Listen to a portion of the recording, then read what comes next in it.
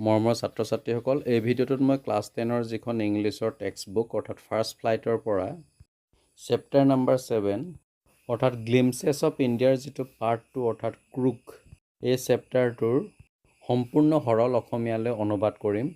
এটা অতিকৈ important chapter হয়। এই চেপ্টাৰটোৰ পৰা তোমালোকৰ first unit test, half yearly, pre test আৰু মেট্ৰিক পৰীক্ষাত প্ৰশ্ন আহিবই।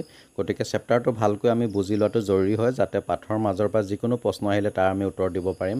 আৰু ইতিমধ্যে মই তোমালোকৰ এই letter to god, Nelson Mandela, long walk to freedom এই দুটা চেপ্টাৰৰ লগতে এই টাইগাৰ ইন দ্য জু আৰু আমাণ্ডা এই কবিতা দুটাৰ সৰল অসমীয়া অনুবাদ মোৰ চেনেলত আগবঢ়াইছোঁ। যদি তোমালোকে চোৱা নাই চাব পাৰিবা। ডেছক্ৰিপশ্যনত লিংকসমূহ দিয়া আছে। তো আহা তেতিয়াহ'লে আমি এতিয়া ক্ৰুক চেপ্টাৰটো ডিছকাছ কৰোঁ। এই পাঠটোত আচলতে ক্ৰুক নামৰ কৰ্ণাটকৰ এখন সৰু জিলাৰ বিষয়ে বৰ্ণনা কৰিছে। জিলাখনত কি কি পোৱা যায় আৰু তাৰ জনসাধাৰণৰ লগতে তাৰ নৈসৰ্গিক সৌন্দৰ্যৰ বিষয়ে বৰ্ণনা কৰিছে। আৰু এই পাঠটো লিখিছে লোকেছ এব্ৰল নামৰ এজন মহান সাহিত্যিকে। তো ইয়াত দিছে যে Coorg is coffee country famous for its rain forest and spices. অৰ্থাৎ ক্ৰুক হৈছে এখন কফিৰ দেশ। যেনেকৈ আমাৰ অসমত প্ৰচুৰ পৰিমাণে চাহপাত পোৱা যায়, তাত তেনেকৈ কফি পোৱা যায়। আৰু ইয়াৰ লগতে উল্লেখ কৰিছে যে উক্ত ঠাইখন বৰ্ষাৰণ্য আৰু মছলাযুক্ত খাদ্যৰ বাবে বিখ্যাত। এতিয়া আমি আহোঁ মূল পাঠটোলৈ। ইয়াত দিছে midway between Mysore and the coastal town of Mangalore sits a piece of heaven. অৰ্থাৎ ইয়াত মিডৱে মানে হৈছে মাজপথত বা মাজ ৰাস্তাত আৰু কোষ্টেল টাউন মানে হৈছে উপকূলীয় চহৰ।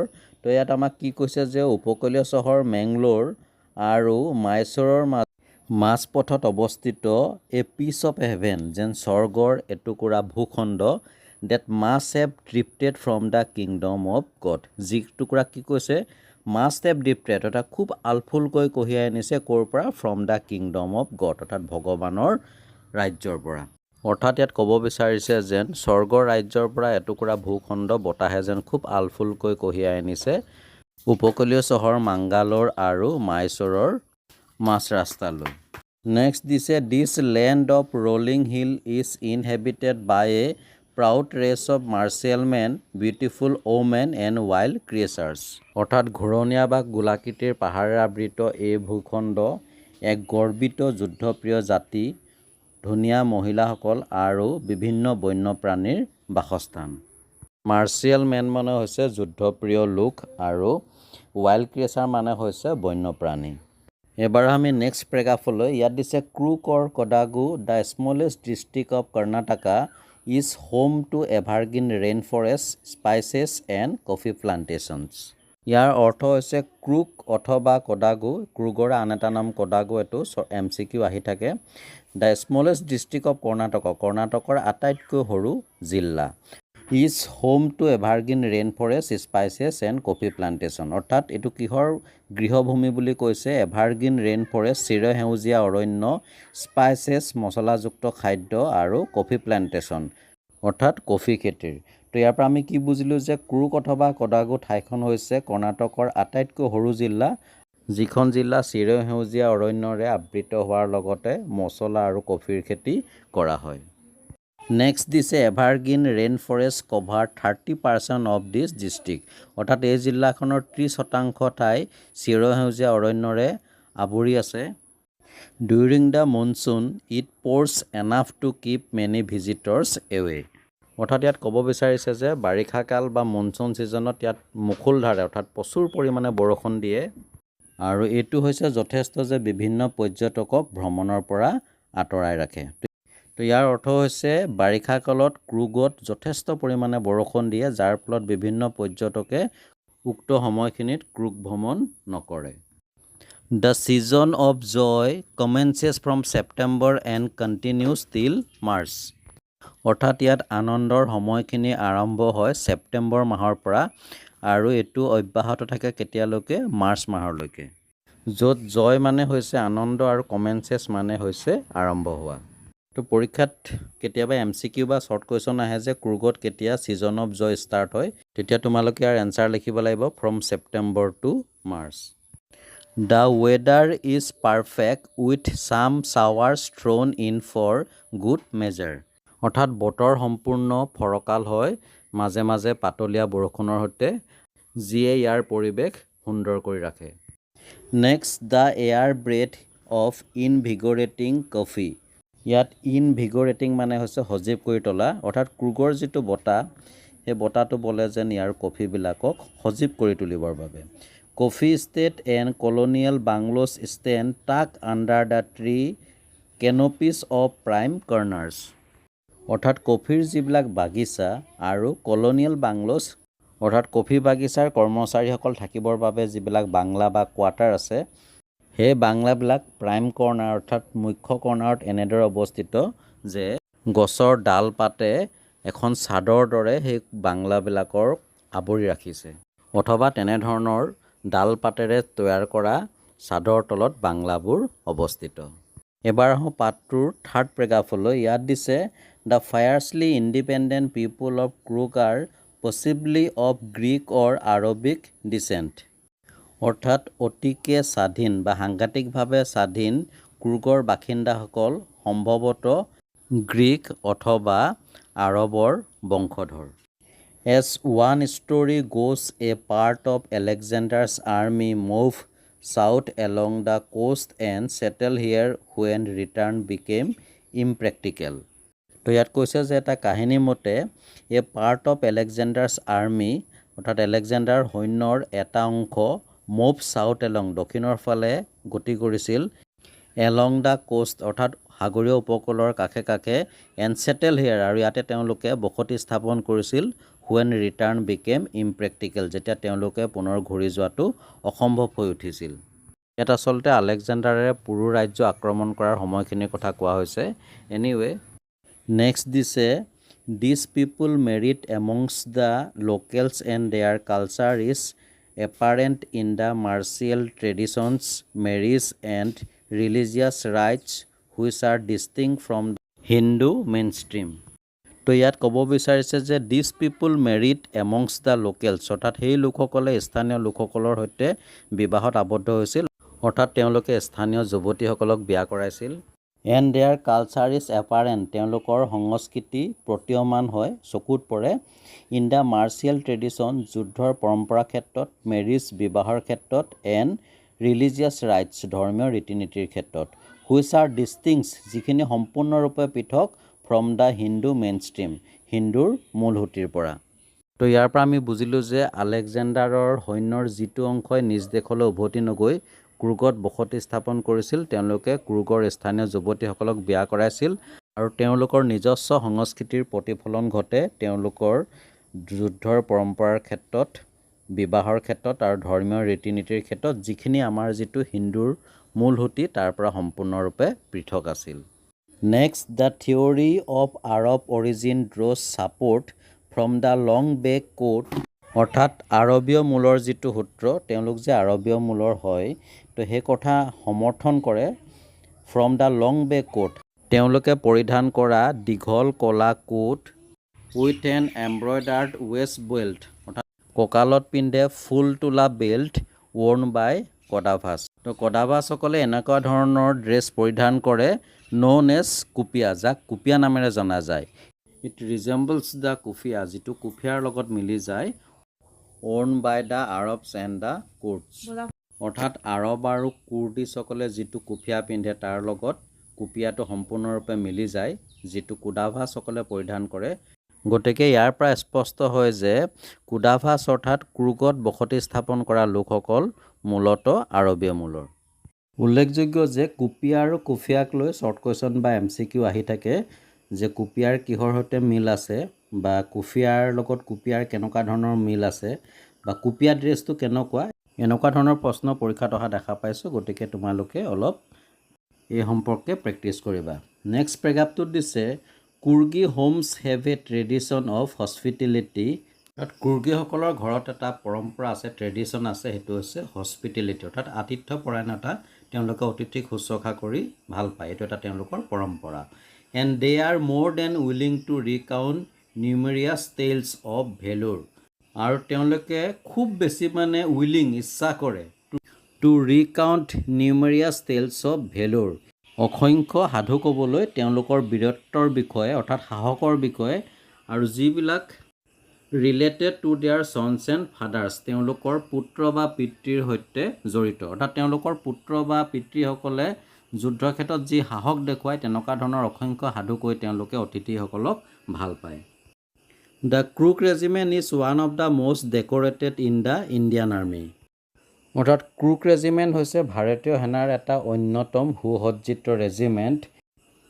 And the first chief of the Indian army general Cariappa was a Coorgi. আৰু ভাৰতীয় সেনাৰ প্ৰথম যিজন মুখ্য সেনাধ্যক্ষ general Cheriappa was a Coorgi. General Cheriappa হৈছে এজন কুৰ্গী লোক। Even now Kodavas are the only people in India permitted to carry fire arms without a licence. ইয়াৰ অৰ্থ হৈছে এতিয়াও কুডাভোসকলে একমাত্ৰ ব্যক্তি বা একমাত্ৰ লোক যাক ভাৰতত কোনো ধৰণৰ লাইচেঞ্চ অৰ্থাৎ অনুজ্ঞাপত্ৰ নোহোৱাকৈ ফায়াৰ আৰ্মছ বা মাৰণাস্ত্ৰ কঢ়িয়াই লৈ ফুৰিবলৈ অনুমতি প্ৰদান কৰা হৈছে। এবাৰ আহোঁ আন এটা প্ৰেক্ষাপটলৈ। The river Kaveri obtains its water from the hills and forest of Coorgi. তো ইয়াত কৈছে যে কাবেৰী নদীখনে, কাবেৰী হৈছে ভাৰতৰ এখন অন্যতম বৃহৎ নদী, এই কাবেৰী নদীয়ে ইয়াৰ যিখিনি জলভাগ বা পানীখিনি ক'ৰ পৰা আহৰণ কৰে? From the hills and forest of Coorg, অৰ্থাৎ ক্ৰুগৰ পাহাৰ আৰু অৰণ্যসমূহৰ পৰাই কাবেৰী নদীয়ে পানীভাগ আহৰণ কৰে। Mahseer a large fresh water fish, mahseer নামৰ এটা বৃহৎ আকাৰৰ মাছ যিটো নিৰ্মল পানীত থাকে। এবাউণ্ড ইন দিছ ৱাটাৰ, অৰ্থাৎ কাবেৰী নদীৰ পানীত প্ৰচুৰ পৰিমাণে পোৱা যায়। Kingfishers dive for their catch, মাছৰোকা চৰাইয়ে মাছ ধৰিবৰ বাবে ডুব মাৰে। While squirrels and langurs drop partially eaten fruit, অন্যহাতে কেৰ্কেটুৱা আৰু লেংগুৰ এক প্ৰকাৰৰ বান্দৰ হয়, সিহঁতে আধা খোৱা ফলবিলাক, পাৰ্চুৱেলি ইটেন বুলি কৈছে, আধা খোৱা ফলবিলাক দলি মাৰি দিয়ে। ফৰ দ্য মিছচিফ অফ এনজয়িং, আনন্দ উপভোগ কৰিবৰ বাবে। এতিয়া কেৰ্কেটুৱা আৰু বান্দৰবোৰে কেনেধৰণে আনন্দ উপভোগ কৰে?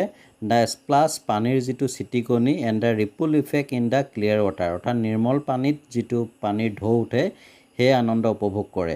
ইয়াৰ অৰ্থ হৈছে কেৰ্কেটুৱা আৰু এক প্ৰকাৰৰ বান্দৰবোৰে আধা খোৱা ফলবিলাক পানীত দলিয়াই দি পানীৰ যিটো ছিটিকনি পৰে ফলবিলাক পানীত পৰাৰ পিছত আৰু যিটো ঢৌ উঠে সেই বস্তুটো উপভোগ কৰিবৰ বাবে সিহঁতে আধা খোৱা ফলবিলাক পানীলৈ দলি মাৰি দিয়ে। এলিফেণ্ট এনজয়ছ বিং বাথ, হাতীবিলাকে গা ধুৱাই থাকোঁতে আনন্দ উপভোগ কৰে। And scrap in the river by their mouth, আৰু সিহঁতৰ মাউথবিলাকে হাতীবিলাকক গাটো পানীত ঘঁহি দিয়ে। ইয়াৰ অৰ্থ হৈছে কুৰ্গৰ নদীত এটা দৃশ্য দেখা যায় য'ত হাতীবিলাকে গা ধুই আনন্দ উপভোগ কৰে আৰু মাউথবিলাকে হাতীৰ গাটো ঘঁহি ঘঁহি চফা কৰি থাকে। এইবাৰ আহোঁ আন এটা প্ৰেক্ষাপটলৈ।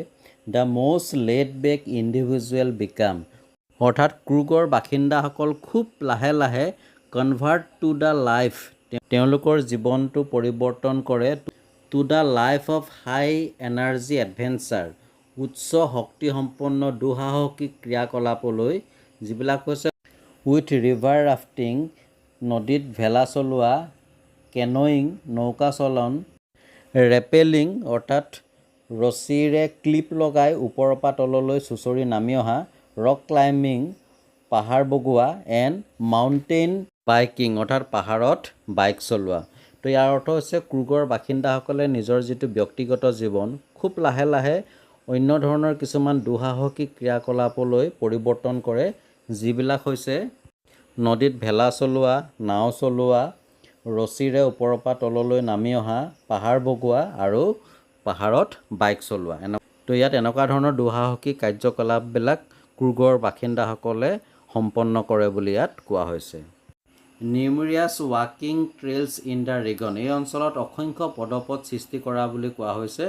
আৰু এ ফেভাৰেট উইথ ট্ৰেকাৰ্ছ, অৰ্থাৎ পদযাত্ৰীসকলৰ লগত একেলগে খোজকাঢ়ি অসংখ্য পদপথ সৃষ্টি কৰাটো এই অঞ্চলৰ এটা প্ৰিয় কাম বা বিষয়। নেক্সট প্ৰেক্ষাপট দিছে birds, bees and butterflies are there to give you company, অৰ্থাৎ চৰাই বা পক্ষী, মৌ-মাখি আৰু পখিলা তাত আছে টু গিভ ইউ কোম্পেনী, যিবিলাকে তোমাক কোম্পেনী অৰ্থাৎ সংগ দিব। মেকাকুইছ, মেকাকুইছ হৈছে এক প্ৰকাৰৰ বান্দৰ। মালাবাৰ স্কুৱাৰেলছ, অৰ্থাৎ মালাবাৰ কেৰ্কেটুৱা, লেংগুৰ এণ্ড স্লেণ্ডাৰ লৰিছ, এক প্ৰকাৰ বান্দৰৰ নিচিনা প্ৰজাতিৰ প্ৰাণী, কিপ এ ৱাটচফুল আই, এটা তীক্ষ্ণ দৃষ্টি ৰাখে ফ্ৰম দ্য ট্ৰি কেনপি, অৰ্থাৎ গছৰ ওপৰৰ পৰা। অৰ্থাৎ কোনো ব্যক্তিয়ে যেতিয়া এই অঞ্চলত ফুৰিবলৈ যায়, এনেধৰণৰ জন্তুসমূহে তেওঁৰ ওপৰত গছৰ ওপৰ অংশৰ পৰা তীক্ষ্ণ দৃষ্টি ৰাখে। I do however prefer to step aside, মই অৱশ্যে অলপ আঁতৰত থাকিব বিচাৰোঁ ফৰ ৱাইল্ড এনিমেলছ, বনৰীয়া হাতীসমূহৰ কাৰণে। ইয়াত লেখকে তেখেতৰ দৃষ্টিভংগী প্ৰকাশ কৰিছে।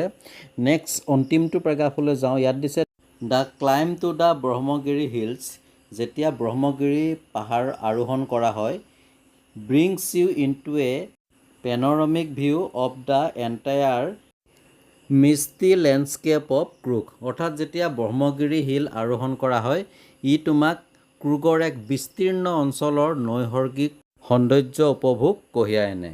তো ইয়াত আমাক এইটোকে ক'ব বিচাৰিছে, আমি যেনেধৰণে পাহাৰৰ ওপৰৰ পৰা তলত বহু দূৰৰ অঞ্চললৈকে দেখা পাওঁ, ঠিক তেনেকৈ ব্ৰহ্মগিৰি হিলৰ ওপৰৰ পৰা ক্ৰুগৰ এক বিস্তীৰ্ণ অঞ্চলৰ সৌন্দৰ্য উপভোগ কৰিব পৰা যায়।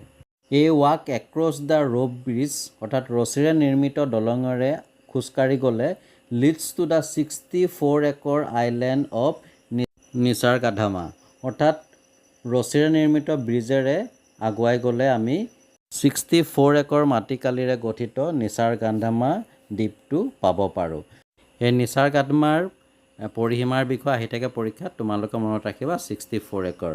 নেক্সট দিছে ৰানিং ইনটু বৌদ্ধিষ্ট মংক, অৰ্থাৎ বৌদ্ধ ভিক্ষুসকলৰ আগমন ফ্ৰম ইণ্ডিয়াছ লাৰ্জেষ্ট টাইবেটিয়ান ছেটেলমেণ্ট, তিব্বতীয়সকলৰ ভাৰতীয় সৰ্ববৃহৎ বসতিস্থল এট নিয়াৰ বাই বাইলাকুপি ইজ এ বনাছ, বাইলাকুপিৰ ওচৰতে, আৰু এইটো হৈছে এক প্ৰকাৰ বোনাছ বা অতিৰিক্ত সুবিধা।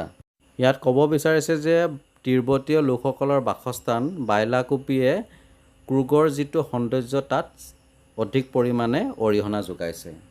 The monks in red ochre and yellow' robes, অৰ্থাৎ ৰঙা, গেৰুৱা আৰু হালধীয়া বস্ত্ৰ পৰিধান কৰা বৌদ্ধ ভিক্ষুসকল are amongst the many surprises, তেওঁলোকৰ দৰে আৰু অসংখ্য আচৰিত বস্তু আছে that wait to be discovered by visitors, যিবিলাকে পৰ্যটকসকলৰ দ্বাৰা আৱিষ্কাৰৰ বাবে অপেক্ষা কৰি আছে। Searching for the heart and soul of India, আৰু এইটো কেনেকুৱা ধৰণে পাব, ভাৰতৰ যিটো অন্তৰ আৰু আত্মা তাক চাৰ্চ কৰিব লাগিব, পৰ্যটকসকলে বিশ্লেষণ কৰি চাব লাগিব ৰাইট হিয়েৰ ইন ক্ৰুগ, অৰ্থাৎ যিবিলাক ক্ৰুগতে আছে। তো ইয়াত ক'ব বিচাৰিছে যে গেৰুৱা, ৰঙা আৰু হালধীয়া বস্ত্ৰ পৰিহিত বৌদ্ধ ভিক্ষুসকলৰ দৰে আৰু অসংখ্য আচৰিত বস্তু আছে ক্ৰুগত, যিবিলাক পৰ্যটকসকলৰ দ্বাৰা আৱিষ্কাৰ হ'বলৈ এতিয়াও বাকী আছে। তো ডিয়াৰ ষ্টুডেণ্ট, এয়া আছিল ক্ৰুগ চেপ্টাৰটোৰ সম্পূৰ্ণ অসমীয়ালৈ অনুবাদ তোমালোকলৈ আগবঢ়ালোঁ। যদি ভিডিঅ'টো ভাল লাগিলে লাইক এটা কৰি শ্বেয়াৰ কৰি দিবা। নেক্সট ভিডিঅ'টোত মই এই ক্ৰুগ চেপ্টাৰটোৰ পৰা পৰীক্ষাত আহি থকা বিভিন্ন MCQ আৰু শ্বৰ্ট কুৱেশ্যন তোমালোকলৈ আগবঢ়াম। তো চাই থাকিবা RB লাৰ্ণ কাম এণ্টাৰটেইনমেণ্ট। আন এটা ভিডিঅ'ত পুনৰ লগ পাম। আজিলৈ আহোঁ, ধন্যবাদ।